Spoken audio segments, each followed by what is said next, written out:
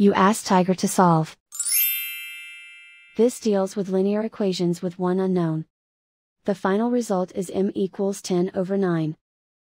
Let's solve it step by step. Group all m terms on the left side of the equation. Subtract 6 over 5m from both sides. Group like terms. Combine the fractions. Combine the numerators. Group like terms. Combine the fractions. Combine the numerators. Reduce the zero numerator. Simplify the arithmetic.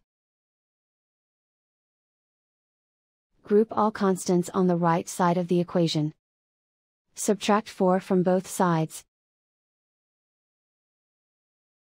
Simplify the arithmetic.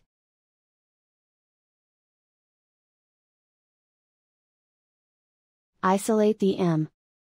Multiply both sides by inverse fraction 5 over -9. Move the negative sign from the denominator to the numerator. Group like terms. Multiply the coefficients. Simplify the arithmetic.